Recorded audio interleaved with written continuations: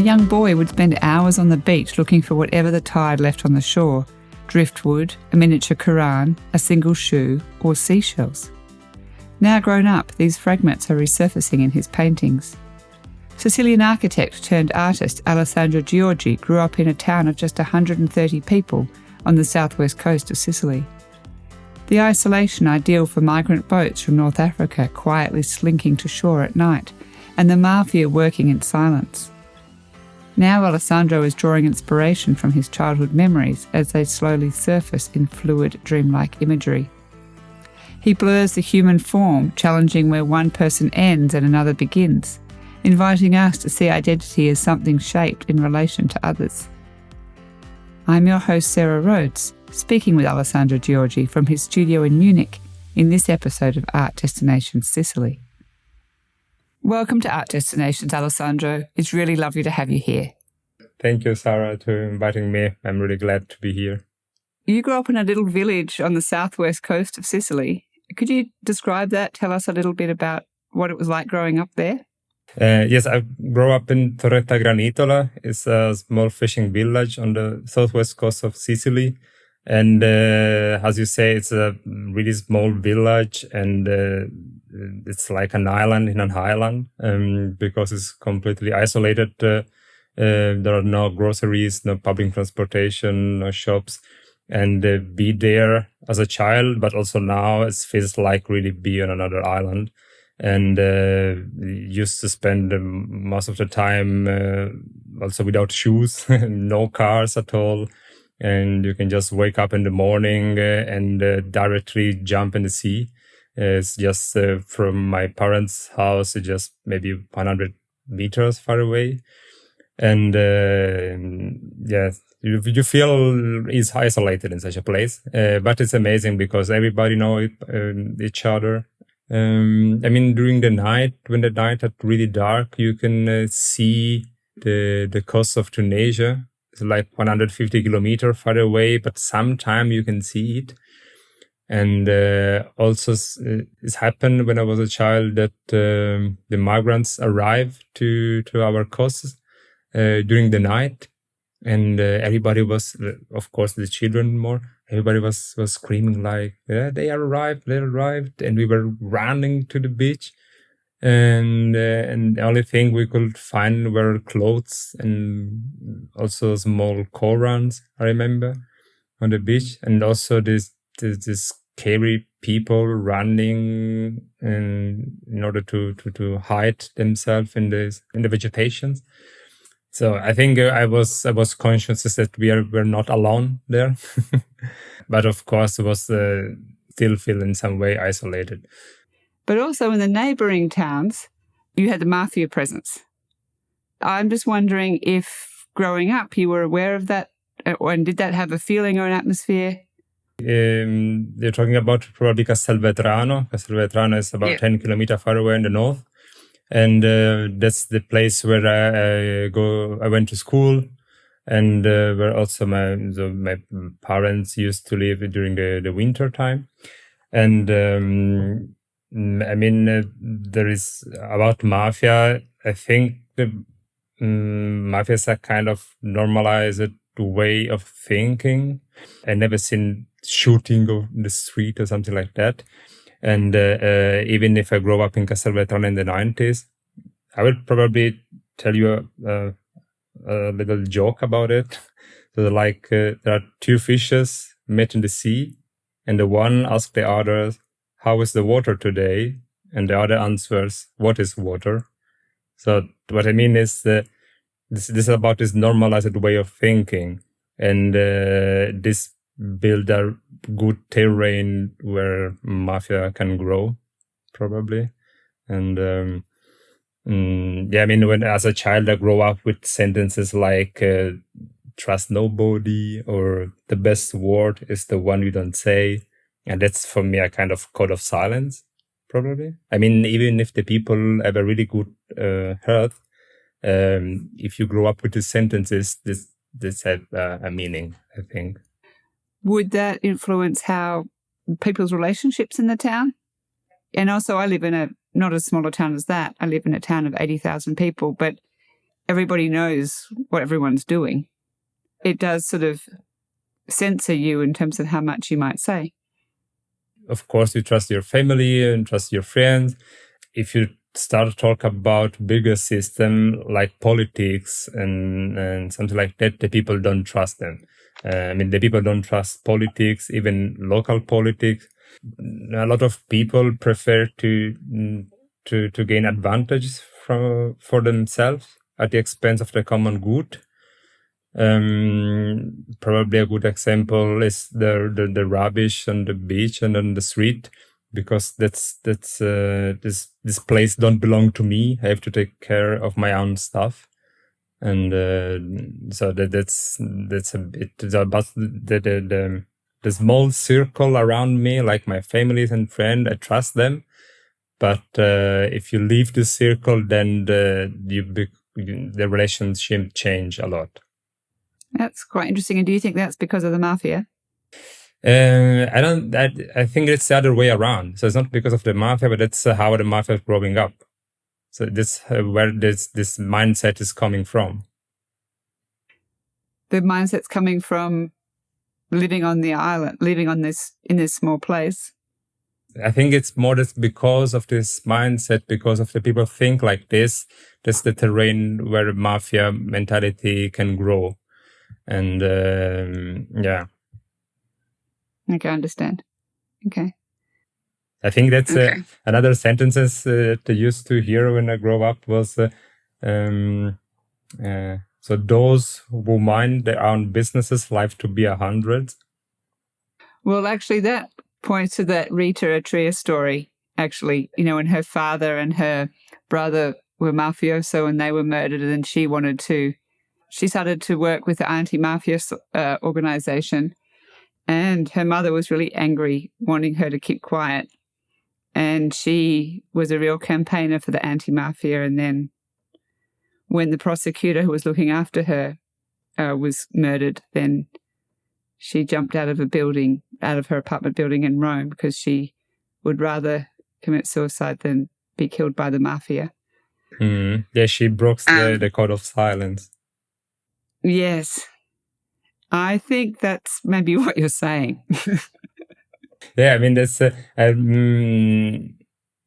she wanted to make visible what is invisible, or what to want to remain invisible. And if you broke this kind of silence, and if you start working with the police to bring other criminals to the police, then that's of course you're making big problems, and you could have big troubles. And what is insane is that even your family don't trust you anymore. Even your family start to work against you. And I think it's really insane, because that's mean that's what is important than family, and this kind of dynamics are really insane. I cannot understand them. People say that the mafia have left Sicily now, but is that possible? It's like on holidays. Mafia is living here in Sicily on holiday. I don't know. I think that's I don't think it's like this, because I don't know what the people think mafia. What is mafia? For me, how I say, it's a normalized way of thinking. And as long as corruption and favoritism are there, then for me, mafia is still there as well, because that's the way mafia goes into politics. That's why the system is unhealthy. That's why probably a lot of people are also leaving Sicily. In my generation, but also before me. And this island is rich. There are amazing resources and landscape. A lot of tourists are coming, and I'm still asking myself, for God of love, why the stuff is still not working. And my answer is probably because of corruption, because of this mafia mentalities and mafia system. Yeah, and criminality, yeah. France and Italy would have the biggest tourism of any country in the world. And Sicily is part of that. And you would think that the economy would be thriving, but when you visit there, you see that it's not really. Yeah, I can also see probably a bit as a small difference, because where I come from, the west side of Sicily, that's where the mafia was born in some way. And this is where mafia is still quite strong, I think. And if you have a look on the other side of Sicily, like Catania and Taormina and Siracusa, on the other side, the industries are working quite good. So the system looks to be more healthy. And I think that's also why probably on my side, on Sicily, also where I come from, this criminal organization is still working, or at least as I say, the mentality of the people is still attached to this kind of thoughts. So how long were you living there for? So I used to spend my summertime every year, so my childhood, and I officially left Sicily when I was 26. So it's almost 10 years ago, but still now I used to spend my summertime there. So I never really left this place. No, your heart's always there. Yeah. So what you went and studied architecture as your first degree? Also at that time I was drawing a lot, and I thought, okay, probably if I study architecture, I can draw even more. And this was actually a good idea, because at that time, probably still now, architecture in Palermo, also at the University of Palermo, is really classical. So we draw tons of paper and sketches and concept, and without laptop, without computer. And so it was really classical. And even after the study, if you want to become an architect in Italy, so after the study, you have to do a couple of exams. And one of these exams is to make a project completely on paper without a computer. And at the end, you have a couple of these big blueprints and made with hand drawing, and it's really cool. Yeah, I think it probably is still like that. I don't know. That's so special. That's the wonderful thing about being educated in Italy, that you're learning all the foundational classical ways of thinking. Yeah, and also I think I think the people at the university in Palermo know that after the study there was really no job as architect. And that's why it was really, so the study there was really theoretical. So we had a lot of art history, a lot of composition, but really few details. That's why when I started to work in Germany, everybody know how to draw details of the building and stuff. I had no idea how this stuff was working. But at that time, I was in a really big architecture office in Bremen, something about 70, 80 people. And at the beginning, I was looking for a sharpener for a pencil, and nobody had one. So everybody was only drawing on computer. And it was like, oh my God, this is insane. But that's opened me a lot of possibilities, because the owner of the studios loved the way I could draw, just making really fast sketches. So you can communicate it quickly, and also a drawing it's not this amount of details where the client could probably focus and find some problem. I think the people at the time really loved this architecture sketches. What made you to take the step from architecture to art? I mean, as architect in Germany, the people, so you get good money for the job, but a lot of people are also getting burned out, and it's a really stressful job. so full with responsibilities, and I was not really happy. Yeah. The drawing really calmed me down. It's really meditative. And I used to draw a lot also when I was in architecture office, of course, because of clients, but also because you could find every time, everywhere, just a piece of paper and a pen. And so this is a practice I could do every time, everywhere. And so it's feel also really intimate, so like a diary. And I also like the definition of Rinus van der Velde. Rinus van der Velde is a Belgian artist, contemporary artist. He also made a lot of drawings, even as a really big. And he said that drawing is democratic because everybody can draw. I mean, if I ask you to describe me the way to the next grocery, I will not ask you to paint it. I will ask you to draw it on this piece of paper. And I really like this definition.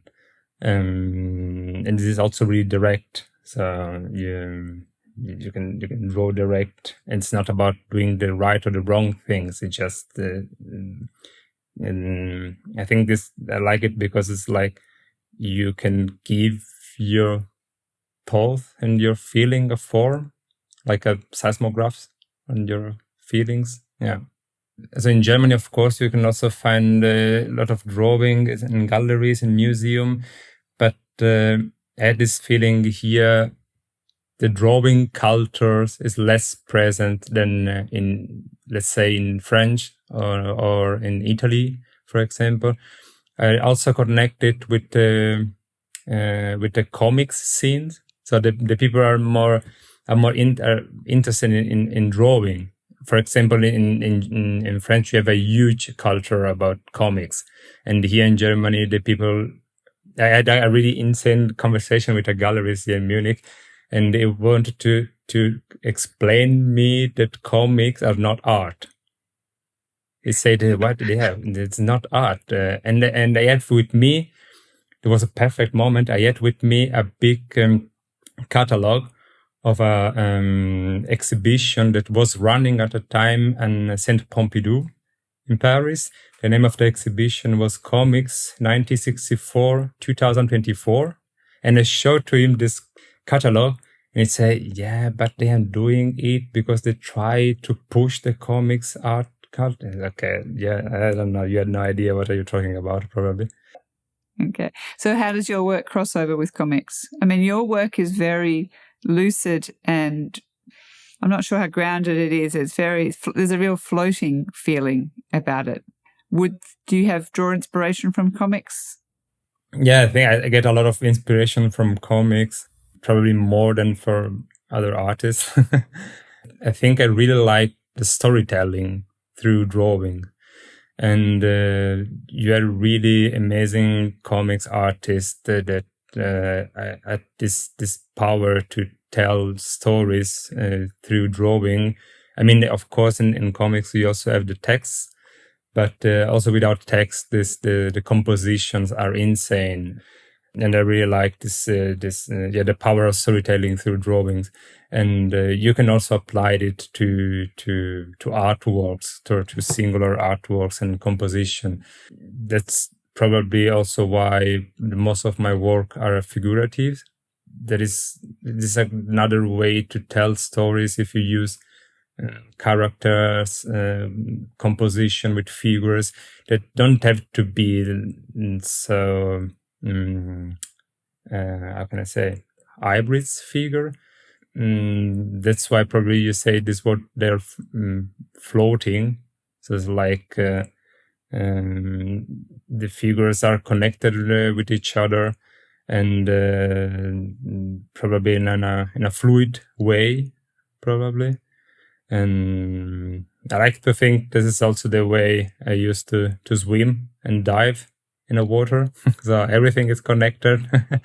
And the feeling I had when I swim in the water with fishes and algae is the same feeling I try to give the figures in my composition. So everything is connected.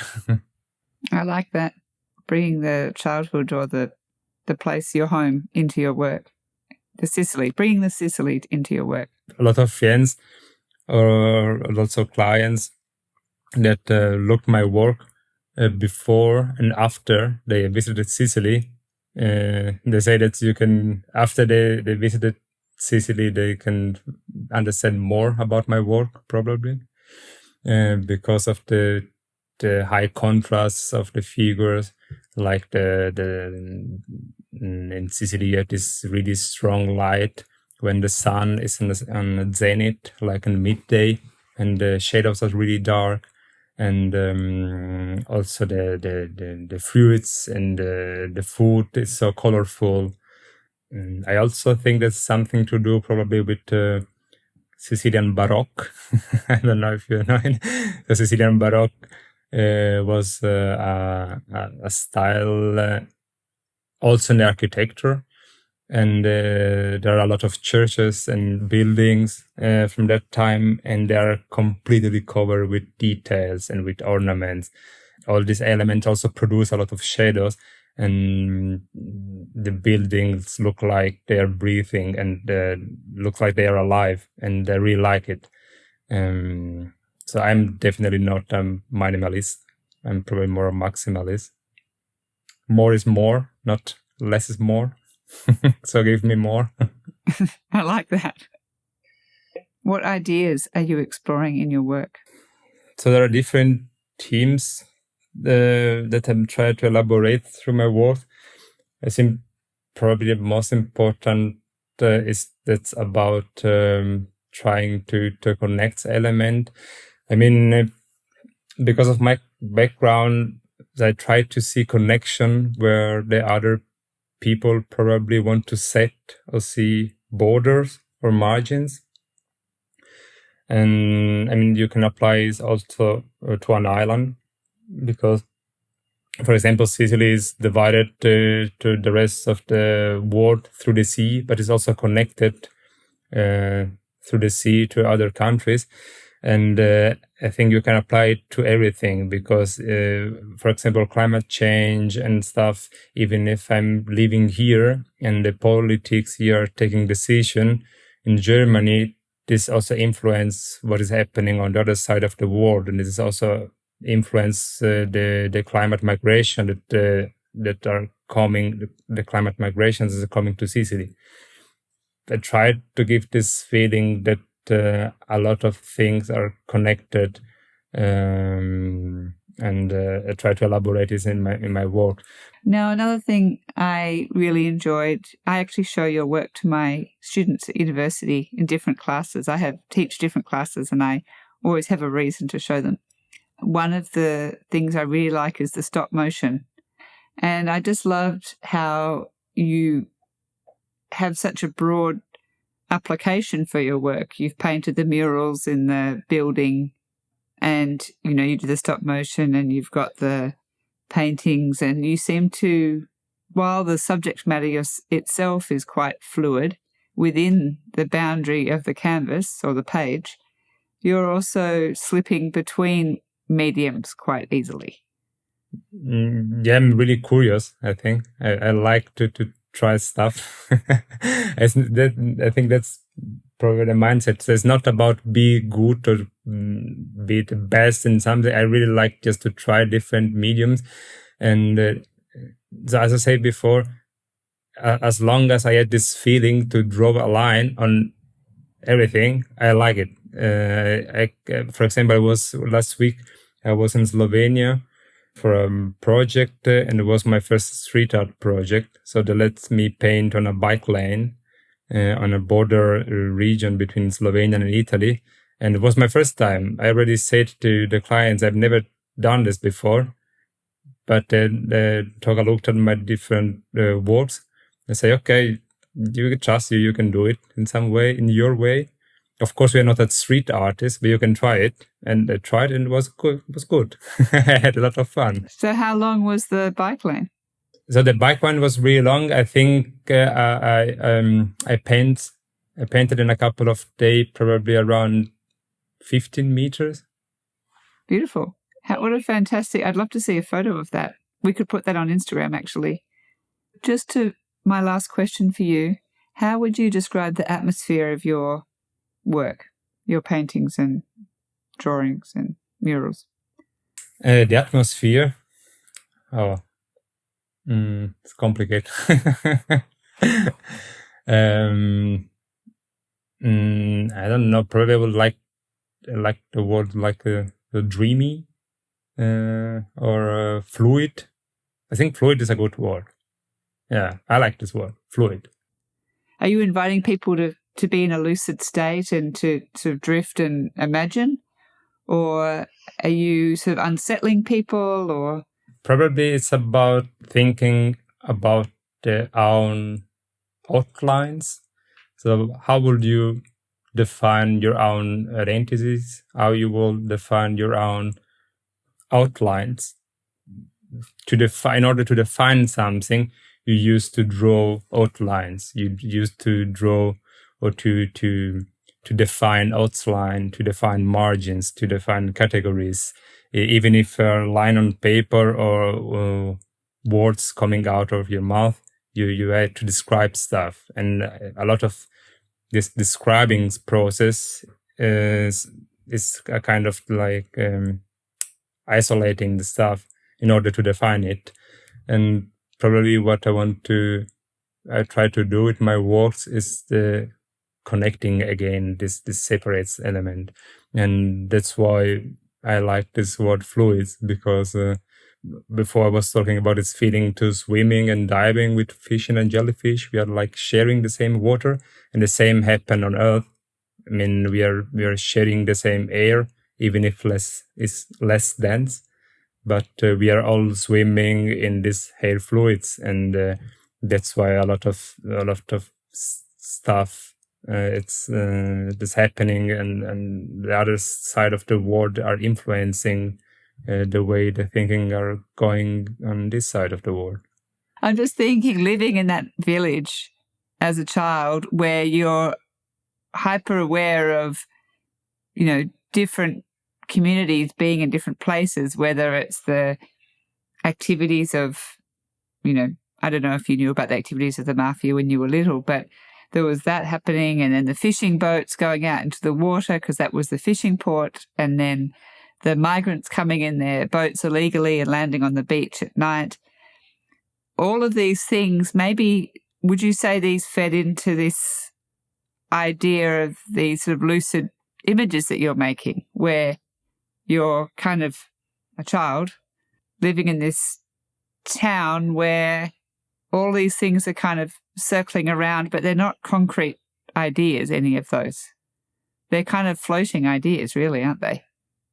Because you're really, as a child, you'd be really grounded in nature play, living on the beach and playing with the shells and the vegetation, and you'd be playing with your friends, and it would all be very innocent. But then there's all these kind of other abstract ideas circling around, whether in conversation or,